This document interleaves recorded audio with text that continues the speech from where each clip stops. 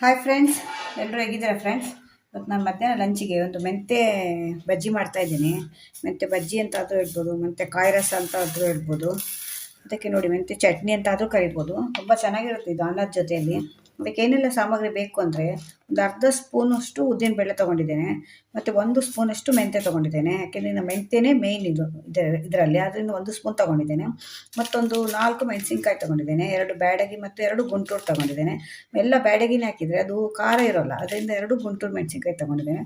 ಮತ್ತೊಂದು ಸ್ವಲ್ಪ ಹುಣಸೆಹಣ್ಣು ನೆನೆಸಿ ಇಟ್ಕೊಂಡಿದ್ದೇನೆ.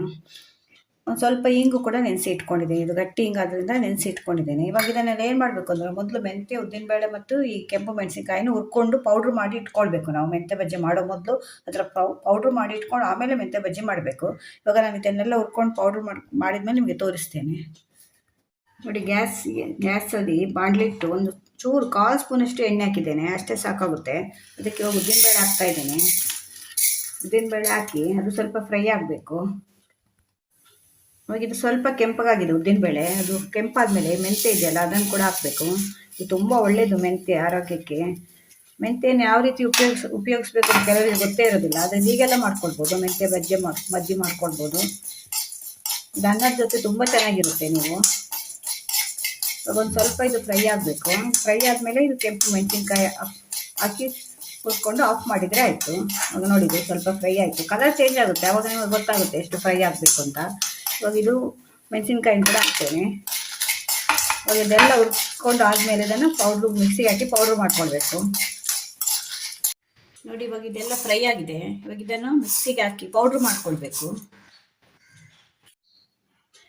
ನೋಡಿ, ಈಗ ಪೌಡ್ರ್ ಇದು ಮಾಡ್ಕೊಂಡಿದ್ದೇನೆ. ಇವಾಗ ಏನು ಮಾಡಬೇಕು ಅಂದರೆ, ನಾವು ಮೊದಲು ಒಂದು ಬಾಣಲೆ ಇಟ್ಟು ಒಂದು ಸ್ವಲ್ಪ ಎಣ್ಣೆ ಹಾಕಿ ಒಗ್ಗರಣೆ ಮಾಡ್ಕೊಳ್ಬೇಕು. ಇವಾಗ 1 ಸ್ಪೂನ್ ಎಣ್ಣೆ ಹಾಕ್ತಾ ಇದ್ದೇನೆ. 1 ಸ್ಪೂನ್ ಹಾಕಿದರೆ ಸಾಕು. ಇವಾಗ ನೋಡಿ, ಎಣ್ಣೆ ಬಿಸಿಯಾಗಿದೆ. ಇವಾಗ ಎಣ್ಣೆ ಬಿಸಿ ಆದಮೇಲೆ ಇದಕ್ಕೆ 1 ಸ್ಪೂನು ಸಾಸಿವೆ ಹಾಕ್ತಾ ಇದ್ದೇನೆ, ಮತ್ತು ಅರ್ಧ ಸ್ಪೂನು ಜೀರಿಗೆ, ಮತ್ತು ಅರ್ಧ ಸ್ಪೂನು ಉದ್ದಿನಬೇಳೆ, ಮತ್ತು 1 ಕೆಂಪು ಮೆಣಸಿನ್ಕಾಯಿ, ಮತ್ತೊಂದು ಸ್ವಲ್ಪ ಕರಿಬೇವು. ಇಷ್ಟು ಹಾಕಿ ಇದನ್ನು ಇವಾಗ ಒಗ್ಗರಣೆ ಮಾಡ್ಕೊಳ್ಬೇಕು. ಆಗಿದೆ ಒಗ್ಗರಣೆ ಆದಮೇಲೆ ಈ ಹುಳಿ ನೆನೆಸಿ ಇಟ್ಕೊಂಡಿದ್ದೆ ನಾನು, ಒಂದು ಚಿಕ್ಕ ನಿಂಬೆಹಣ್ಣು ಗಾತ್ರದ್ದು ಹುಳಿ ತೆಗೆದು ರಸ ಇದಕ್ಕೆ ಹಾಕ್ತಾ ಇದ್ದೇನೆ ನಾನು.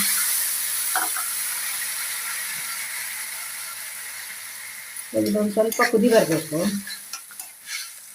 ಒಂದು ಸ್ವಲ್ಪ ನಾನು ಅರಿಶಿಣದ ಪೌಡ್ರ್ ಹಾಕ್ತಾ ಇದ್ದೇನೆ, ಮತ್ತೊಂದು ಅರ್ಧ ಸ್ಪೂನಷ್ಟು ಉಪ್ಪು ಹಾಕ್ತಾ ಇದ್ದೇನೆ. ಮತ್ತೆ ಉಪ್ಪು ನೋಡಿಕೊಂಡು ಆಮೇಲೆ ಹಾಕ್ಬೋದು. ಇವಾಗ ಇದು ಕುದಿಬೇಕು ಚೆನ್ನಾಗಿ.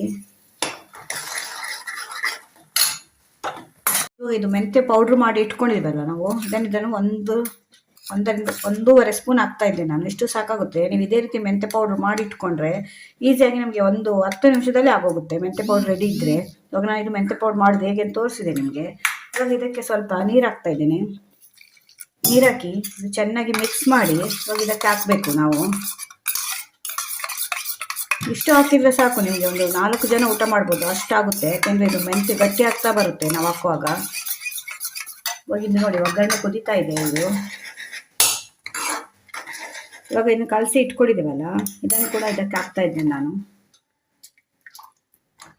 ನೀವು ಸ್ವಲ್ಪ ನೀರೇ ಮಾಡ್ಕೊಳ್ಬೇಕು, ಯಾಕೆಂದರೆ ಅದು ಗಟ್ಟಿ ಆಗುತ್ತೆ. ನಿಮ್ಗೆ ಕುದೀತಾ ಬರುವಾಗ ಮೆಂತ್ಯ ಮತ್ತು ಉದ್ದಿನಬೇಳೆ ಹಾಕಿರ್ತೇವಲ್ಲ ನಾವು, ಅದೊಂಥರ ಅಂಟು ಥರ ಬಂದು ಗಟ್ಟಿ ಆಗ್ತಾ ಬರುತ್ತೆ.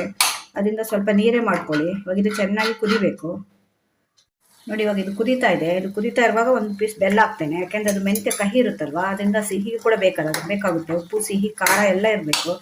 ನೋಡಿ, ಎಷ್ಟು ಗಟ್ಟಿ ಆಗ್ತಾ ಬಂದಿದೆ ನೋಡಿ. ಅದರಿಂದ ಹೇಳಿದ್ದು ನಾನು, ಮತ್ತೆ ಗಟ್ಟಿ ಆಗುತ್ತೆ. ಅದರಿಂದ ಸ್ವಲ್ಪ ಮಾಡ್ಕೊಳ್ಳುವಾಗ ನೀರೇ ಮಾಡ್ಕೊಳ್ಳಿ. 1.5 ಇಂದ 2 ಸ್ಪೂನ್ ಮೆಂತ್ಯದ ಪೌಡ್ರ್ ಹಾಕಿದರೆ ನೀವು 4 ಜನ ಊಟ ಮಾಡ್ಬೋದು ಮನೆಯಲ್ಲಿ, ಅಷ್ಟಾಗುತ್ತೆ. ಮತ್ತು ಸಿಂಪಲ್ಲಾಗಿ ಕೂಡ ಮಾಡ್ಕೊಳ್ಬೋದು, ಮತ್ತು ಹೆಲ್ದಿ ಕೂಡ ಅಲ್ವಾ ಮೆಂತ್ಯ. ನಾವು ನಾರ್ಮಲಿ ಮೆಂತ್ಯನ ಕಮ್ಮಿ ಯೂಸ್ ಮಾಡ್ತೇವೆ, ಈ ರೀತಿ ಎಲ್ಲ ಮಾಡಿಕೊಂಡು ತಿನ್ಬೋದು. ನಿಮಗೆ ದೇಹಕ್ಕೆ ತುಂಬ ಒಳ್ಳೆಯದು. ಮೆಂತ್ಯ ಫೈಬರ್ ಜಾಸ್ತಿ ಇರುತ್ತೆ ಅದರಲ್ಲಿ. ಇವಾಗ ಇದು ಒಂದು 2 ನಿಮಿಷ ಕುದಿ ಬಂದರೆ ಸಾಕು, ಆವಾಗ ಮೆಂತ್ಯ ಬಜ್ಜಿ ರೆಡಿ ಆಗುತ್ತೆ. ಇದು ಸ್ವಲ್ಪ ಖಾರ ಕಡಿಮೆ ಇದೆ, ಅದಕ್ಕೆ ನಾನೊಂದು ಸ್ವಲ್ಪ ಖಾರದ ಪೌಡ್ರ್ ಹಾಕ್ತಾ ಇದ್ದೇನೆ. ಖಾರ ಸ್ವಲ್ಪ ಜಾಸ್ತಿ ಇದ್ರೇ ಚೆನ್ನಾಗಿರುತ್ತೆ ಇದು. ಅದರಿಂದ ನಿಮ್ಮದು ಮೆಣಸಿನ್ಕಾಯಿ ಹಾಕಿರ್ತೀರ ಆಲ್ರೆಡಿ, ಆದರೆ ಅದು ನಿಮಗೆ ಬ್ಯಾಡಗಿ ಮೆಣಸಿನ್ಕಾಯಿ ಖಾರ ಇರೋಲ್ಲ, ಅದರಿಂದ ಒಂದು ಸ್ವಲ್ಪ ಮೆಣಸಿನ ಪುಡಿ ಕೂಡ ಅದಕ್ಕೆ ಮಿಕ್ಸ್ ಮಾಡ್ಕೊಳ್ಬೋದು. ಅದು ತುಂಬ ಚೆನ್ನಾಗಿರುತ್ತೆ. ಖಾರ ಹುಳಿಯಾಗಿ ಕಹಿ ಎಲ್ಲ ಸಿಹಿ ಎಲ್ಲ ಒಂದಕ್ಕೆ ಆಗಿ ತುಂಬ ಚೆನ್ನಾಗಿರುತ್ತೆ ಇದು. ನೀವು ಅನ್ನದ ಜೊತೆ ಬಿಸಿ ಅನ್ನಕ್ಕೆ ಸ್ವಲ್ಪ ತುಪ್ಪ ಹಾಕ್ಕೊಂಡು ತಿಂದರೆ ತುಂಬ ಟೇಸ್ಟ್ ಇರುತ್ತೆ ಇದು. ಇವಾಗ ನೋಡಿ, ಆಲ್ಮೋಸ್ಟ್ ಇದಾಯಿತು. ನೋಡಿ ಫ್ರೆಂಡ್ಸ್, ಮೆಂತ್ಯ ಬಜ್ಜಿ ರೆಡಿಯಾಗಿದೆ. ನೀವು 1 ಅಂದರೆ 2 ಸ್ಪೂನ್ ಹಾಕ್ಕೊಂಡ್ರೆ ಇಷ್ಟ ಆಗುತ್ತೆ. ಇದು ಸ್ವಲ್ಪ ನೀರಾಗೆ ಮಾಡ್ಕೊಳ್ಬೇಕು, ಯಾಕೆಂದರೆ ಅದು ಮತ್ತೆ ಗಟ್ಟಿಯಾಗುತ್ತೆ. ನೀವು ತಣ್ಣಗಾದ್ಮೇಲೆ ಇದು ಮತ್ತೆ ಗಟ್ಟಿ ಆಗ್ತಾ ಬರುತ್ತೆ. ಅದರಿಂದ ಸ್ವಲ್ಪ ಈ ಕನ್ಸಿಸ್ಟೆನ್ಸಿಯಲ್ಲೇ ಮಾಡ್ಕೊಳ್ಳಿ. ಅವಾಗ ನಿಮಗೆ ಊಟಕ್ಕೆ ಹಾಕ್ಕೊಳ್ಳುವಾಗ ಚೆನ್ನಾಗಿರುತ್ತೆ, ಮತ್ತು ಗಟ್ಟಿ ಕೂಡ ಆಗುತ್ತೆ ಸ್ವಲ್ಪ. ತುಂಬ ಒಳ್ಳೆಯದು, ಆರೋಗ್ಯಕ್ಕೆ ಕೂಡ ಒಳ್ಳೆಯದು, ಮತ್ತು ರುಚಿ ಕೂಡ ಅಷ್ಟೇ ಚೆನ್ನಾಗಿರುತ್ತೆ. ದಿವಸ ಹುಳಿ ತಿಂದು ಸಾಂಬಾರು ತಿಂದು ನಾಲಿಗೆಲ್ಲ ಜಡ್ಡು ಕಟ್ಟಿರುತ್ತೆ ಅಂತ ಹೇಳ್ತಾರಲ್ಲ, ಹಾಗೆ ಆಗಿರುತ್ತೆ. ಆವಾಗ ಆ ಟೈಮಲ್ಲಿ ಇದನ್ನು ಮಾಡಿಕೊಂಡ್ರೆ ತುಂಬ ಒಳ್ಳೆಯದು. ಮತ್ತು ಜ್ವರ ಎಲ್ಲ ಬಂದು ಟೇಸ್ಟ್ ಹೋಗಿರುತ್ತಲ್ಲ, ಆ ಟೈಮಲ್ಲಿ ಕೂಡ ಮಾಡ್ಕೊಂಡು ತಿನ್ಬೋದು. ಇದು ನಮ್ಮ ಮನೆಯಲ್ಲಿ ನಮ್ಮ ತಂದೆಯವರಿಗೆ ಮತ್ತು ನನ್ನ ದೊಡ್ಡ ಅಕ್ಕ ಇದ್ದಾರೆ, ಅವರಿಗೆಲ್ಲ ತುಂಬ ಇಷ್ಟ. ಅವರಿಗೆ ಸಾಂಬಾರು ಸಾರು ಏನು ಬೇಕಿಲ್ಲ, ಇದು ಒಂದಿದ್ರೆ ಸಾಕು, ಚೆನ್ನಾಗಿ ಊಟ ಮಾಡ್ತಿದ್ರು.